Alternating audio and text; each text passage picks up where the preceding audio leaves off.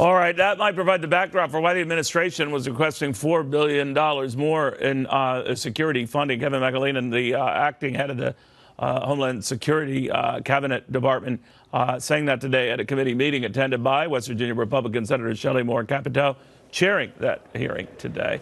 Right. Senator, did he explain that request for additional emergency funds and where they would go?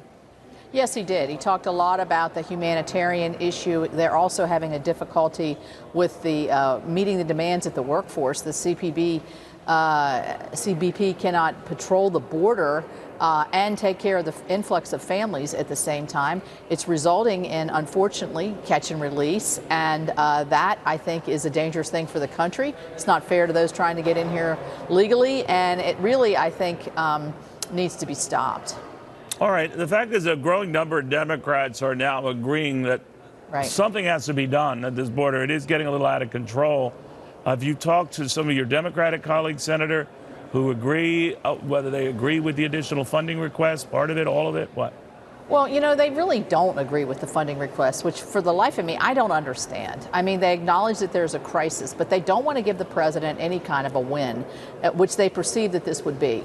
Quite frankly, if we don't get a handle on this, because we're not, you know, I would like to see us change our asylum rules. That's where the key is, so that you can, you know, if you claim asylum, that your case will be heard in a timely fashion. We also need to be able to keep families together, but also adjudicate their claim quicker so they can have the answer that they need. We can't turn them back because they're claiming asylum, and we have a process that we have to go through. Well, so, but the Democrats some of them are not afraid? I'm sorry, Senator, just to be clear, yeah, I think ahead, some of the Democrats with whom I've been chatting are afraid, oh, this is just his roundabout way, referring to the president, of getting more funding for that wall of his.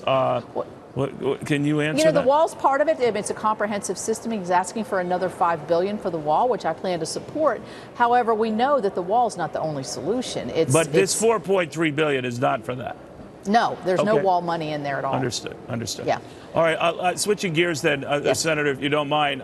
Sure. The Justice Department, which is dealing with a lot of issues at the same time, to put it mildly, separately is looking at overturning pretty much all of the Affordable Care Act, known as Obamacare, on legal grounds. Now, this is a novel issue, but they're looking at the legal rationale that the funding mechanism itself, which is gone, means that it is not legally enforceable anyway. Right. But your thoughts?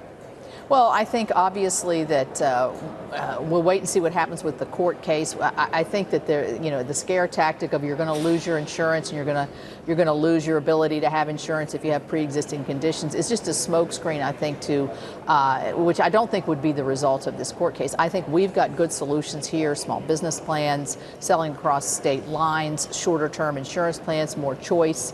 We're working on reducing the cost of prescription drugs. All of these issues, I think, will help. But, you know, we're going to have to wait and see what happens with the court case. But I don't think in any event that the court is not going to throw off millions of people off of insurance the next day. We'll have time for transitions. Senator, you probably heard that Steve Moore has taken his name out of contention to go on the Federal Reserve. Maybe he was just reading the writing on the wall among Republican senators. That the support wasn't there, particularly among female senators. Right. Were you going to be a yes vote, no vote? It's a moot point. Well, I mean, I expressed deep concerns about some of the writings that Stephen Moore had done, particularly about women. I think that we're looking at the whole person now, and I think it was very making his hill pretty steep to climb, and he obviously decided that he wasn't going to make it, or he didn't want to go through it. I think it's probably a good move, and I look forward to the next appointment. Senator, thank you very, very much. Good chatting with you. Thank you. Yes, thanks. All right.